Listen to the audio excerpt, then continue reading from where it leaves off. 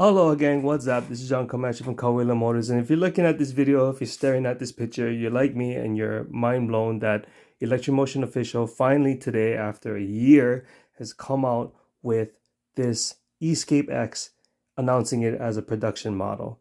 Now, it's pretty awesome that this has been circulated on the internet, and as we can see, they kept the front bigger rotor and the caliper that is connected, of course, to the inverted forks. And if you don't already know, we actually figured out what brand this is. So this brand fork is comes off of a YCF bike, and the YCF bike is actually a French-owned company, but produced in China.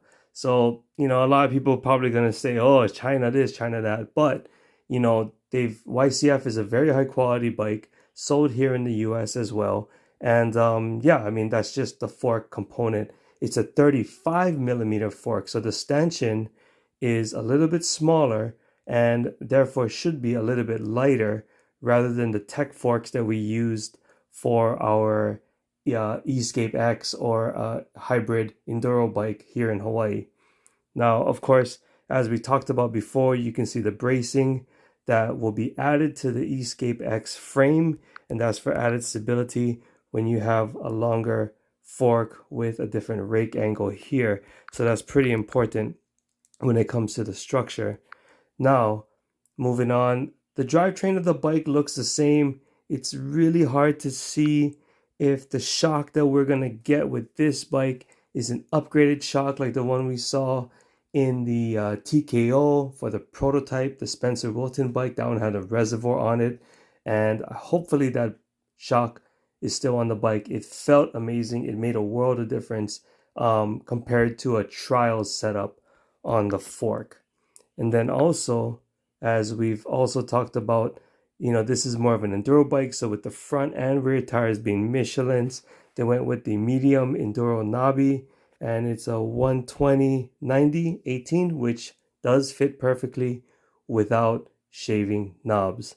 You can see that they moved away from the tube-less wheel and they went with a standard tube wheel. So this means it's good if you're out there like me who want to run tubeless or tubeless. Sorry, if you want to run tubeless setup to have low PSI, or you want to run Moose for whatever reason, you can. It's a lot easier with this wheel.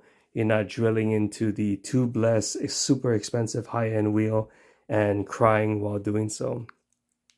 Also, you can see that they went with a smaller, it seems like a smaller rear sprocket. Now, 58 was stock with the the Escape and the E-Pure Race, but it looks like to be like a 55. The old Escapes used to come with a 48, and I'm not sure if it's that small, but it does look quite small. If it's 48, you get higher speed, you get a little bit less torque, but you will get a higher top end. And of course, you can see here how we have the brake caliper, the rear brake caliper that's above the wheel, not in line with the swing arm, or above the swing arm, not in line with the swing arm, and the bigger rotor as well. So that's good, more stopping power. And overall, this bike looks amazing. Now, more details to come. We don't have price yet. We don't have specs on the controllers and all that stuff quite yet, but it's pretty awesome to know that this bike is coming. So stay tuned with us, and we will be sure to get you more info as it comes out. It's direct to you from Hawaii, like always. Till next time, ride with aloha.